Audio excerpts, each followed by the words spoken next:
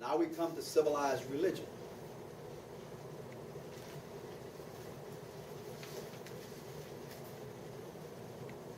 We are told that civilized religion has nailed us to the cross of superstition, and we are mockingly told to get down.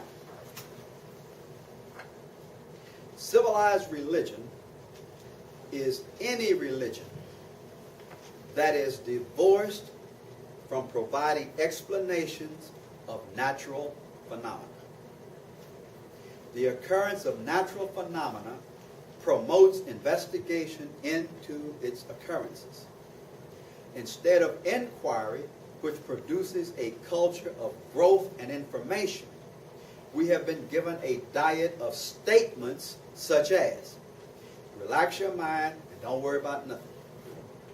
Place yourself in God's hands. Accept things as they are. Whatever happens is God's will, and it is not meant for man to understand. And they go on and on and on and on. All of those are the products of civilized religion, meant to stymie our racial growth, or for that matter, the growth of anybody that those things are being fed to. And then you wonder why those in control remain in control, and those seeking a piece of the pie is always seeking a slice or a piece of the pie instead of a whole pie of their own. Civilized religion.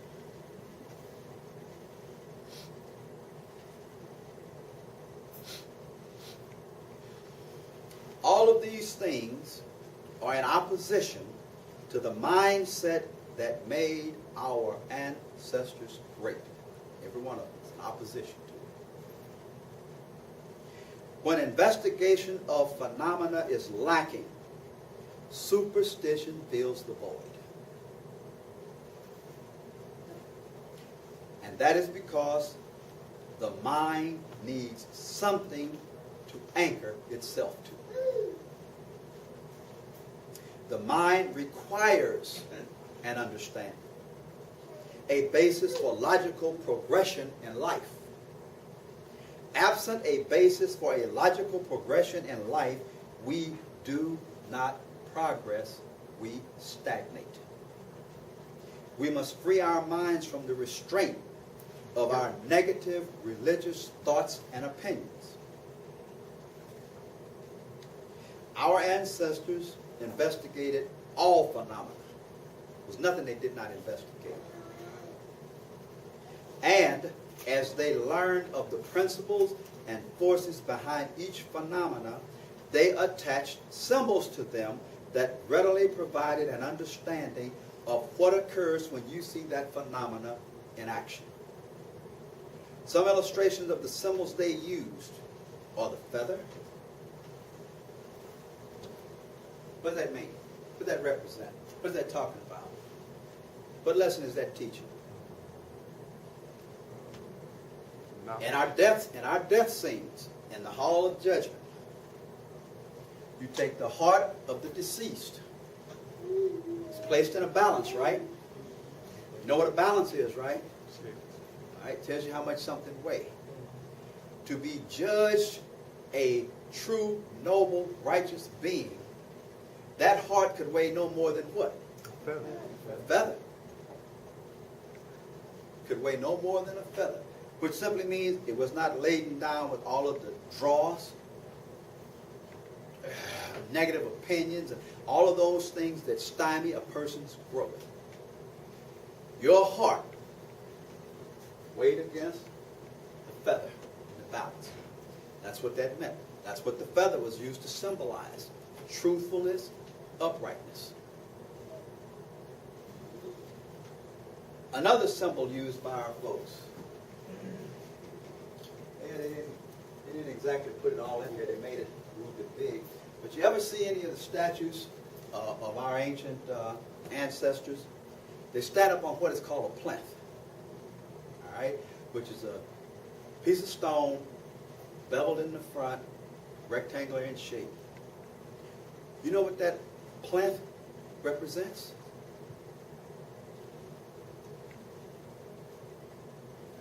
You're not going to be graded. You don't have to worry about it.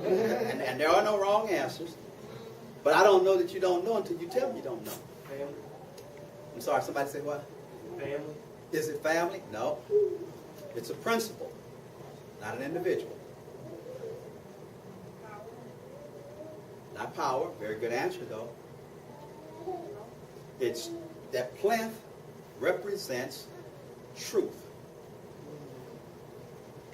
Okay? What does it represent? Truth. Now you can go pull out all your books on ancient Kim and everything else and pull it out and get through digging. You're going to find out it say represents truth. So when a person is standing on that plinth, what is it saying? They stand on what? Stand on truth. Now, that concept was borrowed. Who borrowed it? Greeks. Masons. Close. Who? Masons. Masons took a little bit of it, but religiously speaking is what I'm saying. Who borrowed it? Catholic. Catholic Church borrowed it. Catholic Church borrowed it. And they put the words in the mouth of Jesus that said what? Thou art Peter. And upon that rock, I do what? Build my church. That is an Egyptian symbolism being appropriated by Romans. And it's a lot more. Okay? They also have words coming out of somebody's mouth that say, in the beginning was the Word. Right? Who said that originally? You see the importance of knowing your own history? Those words were originally spoken by the god Ptah. Get you any good book on Egyptology and see, he said that thousands of years before Rome got a hold of it and twisted it to use for their benefit. So we've got the feather, we've got the plinth, which is a symbol of the bedrock required for the construction of noble character, soul, or institution. And there are many others, and I encourage you to investigate them. They were not just primitive artist conceptions of things. They were symbols embodying great truths. Truths that we're being led to not go back and find out, discover, learn, and reproduce. Most importantly, reproduce.